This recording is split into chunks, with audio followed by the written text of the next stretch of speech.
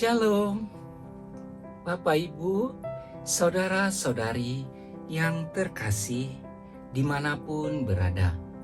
Damai sejahtera buat kita semua dari Tuhan kita Yesus Kristus.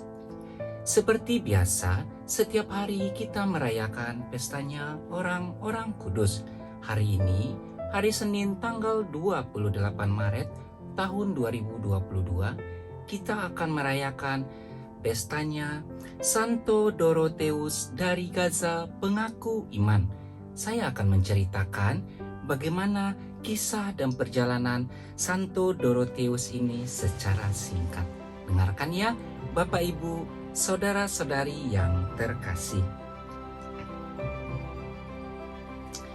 Selagi dalam pendidikan, Dorotheus bosan dengan segala macam pelajaran di sekolah. Lebih baik aku memegang ular daripada membolak-balik buku pelajaran, katanya.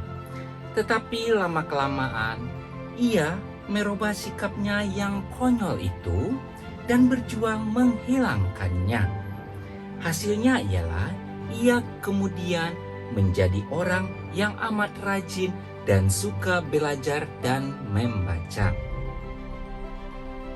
Semangat baru ini kemudian menghantar dia ke dalam kehidupan membiara pada tahun 530 di sebuah biara di Palestina.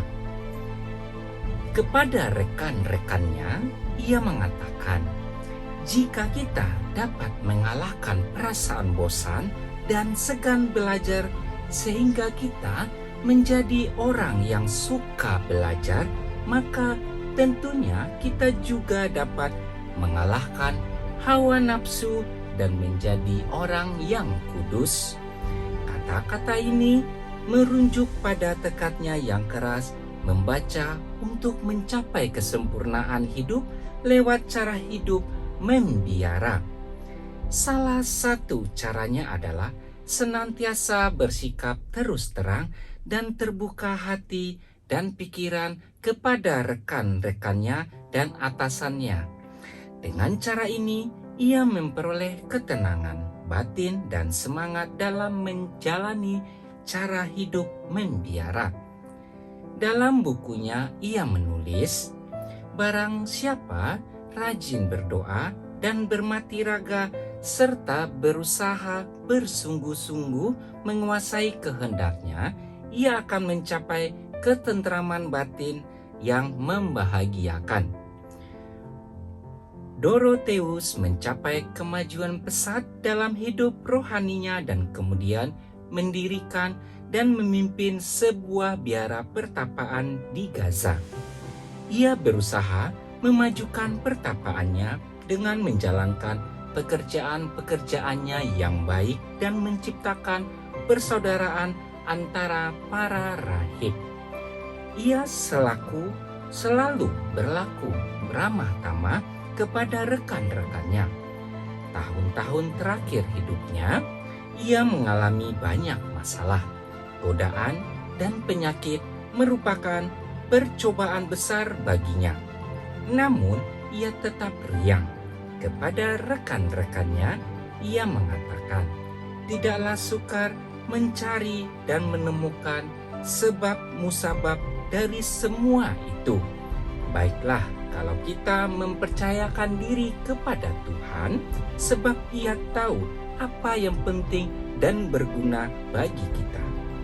Tulisan-tulisan rohaninya sangat bagus, sehingga pada abad ke-17 tulisan-tulisan itu diterjemahkan di dalam bahasa Perancis dan bahasa Inggris. Bagi Dorotheus, kesucian tidaklah sama dengan mengejakan mujizat-mujizat dan atau menjalankan puasa tanpa tapa. Semuanya itu memang baik dan berguna. Kesucian itu suatu tindakan menyangkal diri sendiri dan menundukkan kehendak pribadi kepada kehendak Tuhan atau menghendaki semata-mata apa yang dikehendaki oleh Tuhan demi cinta kasih akan Dia. Dengan berusaha mencapai tujuan inilah, maka Dorotheus akhirnya menjadi orang kudus. Nah, Bapak Ibu, saudara-saudari yang terkasih, begitulah cerita singkat tentang perjalanan kisah Santo Dorotheus dari Gaza pengaku iman. Yang pada awalnya, Santo Dorotheus ini adalah siswa yang membosankan dalam melakukan segala sesuatu aktivitas. Baik itu hanya membaca, melakukan suatu kegiatan yang lain apapun. Sehingga suatu hari, semuanya itu bisa dikalahkannya berkat kesungguhan hatinya untuk mencapai suatu tujuan. Karena dia lebih mengutamakan pelayanan pekerjaan yang dilakukannya itu adalah semata-mata untuk membahagiakan sesama, terutama kepada Tuhan kita Yesus Kristus. Bapak Ibu, saudara-saudari yang terkasih, kita lanjut lagi dengan bacaan liturgi dan mendengarkan renungan harian Katolik. Saya mohon pamit dulu. Sebelumnya kita akan mengatakan bersama-sama untuk saling menguatkan iman kita. Tuhan Yesus memberkati. Terima kasih. Amin. Hari ini, hari Senin tanggal 28 Maret tahun 2022. Bacaan pertama diambil dari kitab Yesaya 65 ayat 17 sampai 21. Beginilah firman Allah. Aku menciptakan langit yang baru dan bumi yang baru. Hal-hal yang dahulu tidak akan diingat lagi dan tidak akan timbul lagi di dalam hati.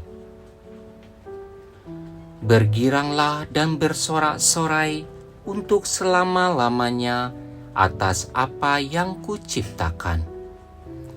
Sebab sesungguhnya aku menciptakan Yerusalem penuh sorak-sorai dan penduduknya penuh kegirangan. Aku akan bersorak-sorai karena Yerusalem dan bergirang karena umatku. Di dalamnya tidak akan kedengaran lagi bunyi tangisan dan bunyi erang pun tidak. Di situ tidak akan ada lagi bayi yang hidup beberapa hari atau orang tua yang tidak mencapai umur suntuk. Sebab siapa yang mati pada umur 100 tahun masih akan dianggap muda, dan siapa yang tidak mencapai umur 100 tahun akan dianggap kena kutuk. Mereka akan mendirikan rumah-rumah dan mendiaminya juga. Mereka akan menanami kebun-kebun anggur dan memakan buahnya juga. Demikianlah sabda Tuhan. Syukur kepada Allah. Inilah Injil Tuhan kita Yesus Kristus menurut Yohanes. Dimuliakanlah Tuhan. Bacaan Injil diambil dari kitab Yohanes 4 ayat 43 sampai 54. Sekali peristiwa, Yesus berangkat dari Samaria dan pergi ke Galilea. Sebab ia sendiri telah bersaksi bahwa seorang nabi tidak dihormati di negerinya sendiri. Setelah Yesus tiba di Galilea, orang-orang Galilea pun menyambut dia karena mereka telah melihat segala sesuatu yang dikerjakan Yesus di Yerusalem pada pesta itu, sebab mereka sendiri pun turut ke pesta itu. Maka Yesus kembali lagi ke Kana di Galilea, di mana ia membuat air menjadi anggur. Dan di Kapernaum ada seorang pegawai istana yang anaknya sedang sakit. Ketika pegawai itu mendengar bahwa Yesus telah datang dari Yudea ke Galilea, pergilah ia kepadanya, lalu meminta supaya Yesus datang dan menyembuhkan anaknya, sebab anaknya itu hampir mati. Maka kata Yesus kepadanya, "Jika kamu tidak melihat tanda dan mujizat, kamu tidak percaya." Pegawai istana itu berkata kepadanya, "Tuhan, datanglah sebelum anakku mati." Kata Yesus kepadanya, "Pergilah, anakmu hidup." Orang itu percaya akan perkataan yang dikatakan Yesus kepadanya, lalu pergi. Ketika ia masih di tengah jalan, hamba-hambanya telah datang kepadanya dengan kabar bahwa anaknya hidup. Ia bertanya kepada mereka, "Pukul berapa anak itu mulai sembuh?" Jawab mereka, "Kemarin siang pukul 1, demamnya hilang." Maka teringatlah ayah itu bahwa pada saat itulah Yesus berkata kepadanya, "Anakmu hidup." Lalu ia pun percaya, ia dan seluruh keluarganya.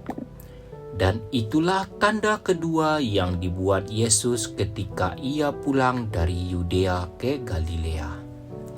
Demikianlah Injil Tuhan. Terpujilah Kristus. Renungan Harian Katolik. Hari ini hari Senin tanggal 28 Maret tahun 2022. Sungguh nyaman dan tentram memiliki Allah seperti Allah kita. Dia selalu ingin kita mengalami pembaruan, bukan sesuatu yang membawa kesedihan, tetapi sukacita. Kita sering merasa sedih dan mudah mengeluh karena banyak hal. Lebih mudah mengeluh daripada merasa bersyukur. Seandainya kita melihat bahwa kemurahan Tuhan, maka kita akan lebih mudah bersyukur dan bersukacita pun dianugerahkan dengan murah kepada kita. Kita harus tahu bahwa tawa, sorak-sorai adalah tanda bahwa kita dekat dengan Allah yang membawa sukacita itu.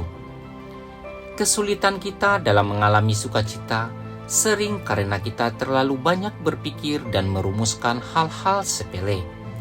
Jika kita mudah menikmati suasana di sekitar kita, maka kita akan lebih mudah mengalami sukacita. Bukan hanya itu, tetapi juga mengalami kesembuhan dari sakit yang tidak perlu. Jika kita tergolong orang yang kurang percaya atau terlalu rasional, bersikaplah seperti pegawai istana yang percaya itu, supaya Tuhan memberikan lebih banyak sukacita kepada Anda. Ya Allah, ajarilah aku berserah untuk apa saja yang terjadi dalam hidupku. Semoga aku bersedia bekerja sama denganmu dalam mencari sukacitaku, dan lebih banyak memberimu tempat ketika situasi sulit melanda aku. Semoga demikian. Amin.